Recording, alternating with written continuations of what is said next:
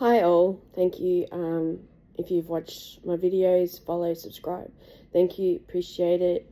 Liking on my TikTok videos as well. I don't just do these videos. I put videos of my dog and my cats or photos on TikTok. So yeah, you get to know my pets. So thanks. I'll try and keep it short again because I know shorter is better because people are busy these days. So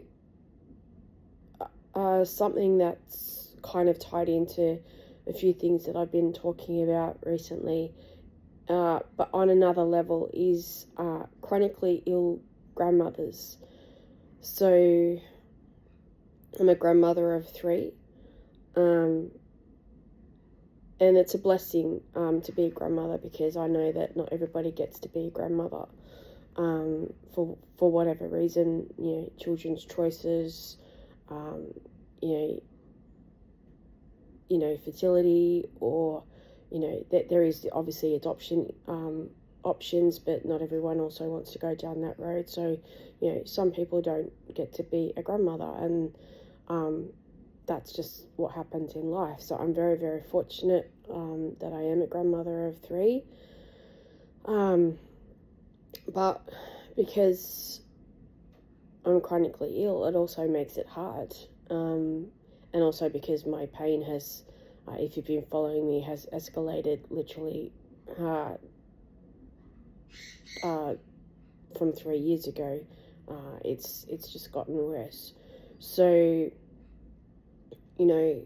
as much as I love spending time with them, and I do, I also struggle to find the energy to spend with them, which, how do you tell a 2-year-old that you can't do something because, you're going to be exhausted for days after the fact, or you just can't match, what it is that they're doing at the time. They don't understand.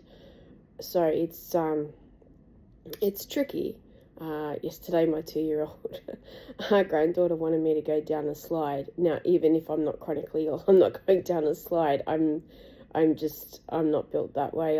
I don't like doing kind of things that are a little bit unnerving.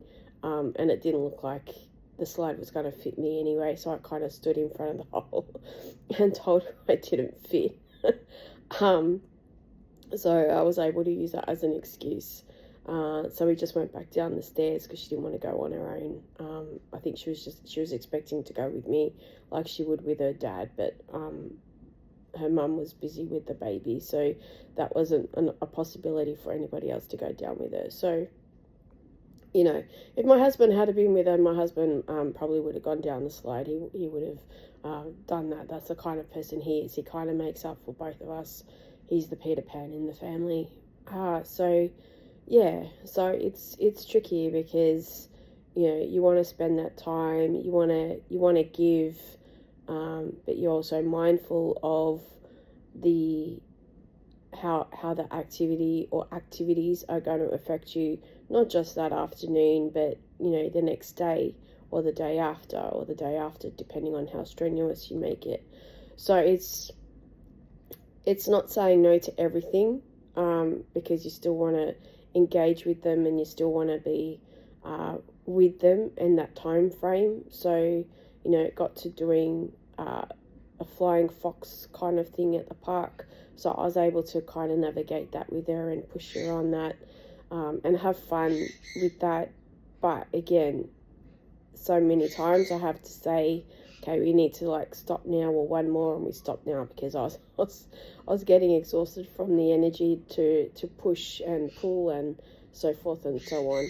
So it's definitely it's a tricky line, and there'd be some chronically ill grandmothers that just probably wouldn't be able to even push a 2-year-old on a flying fox. I've always been, even when my children were young and I was sick, I always kind of push past what my boundaries are to be in their time frame and their day and their engagement, so that they get the best that they can possibly get from me, even if I'm going to struggle later on.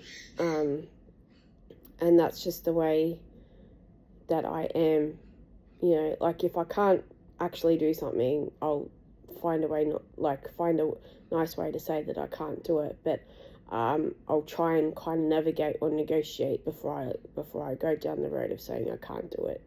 So yeah, it's tricky. So if you are a chronically ill grandmother, you're not alone, you know, but just try and be present when you can, even if it's listening to them tell their stories. Just try to do something that engages them on your level if you can't be a little bit physical with them. I got my heart results back, so I don't have any issues with my heart. My lungs are clear, so my husband just said I've got an aggressive form of fibro. I don't think that's a thing, but and as all chronic illnesses are, they're all different to each different individual. So yeah, so it's looking like it is just fibromyalgia, and it's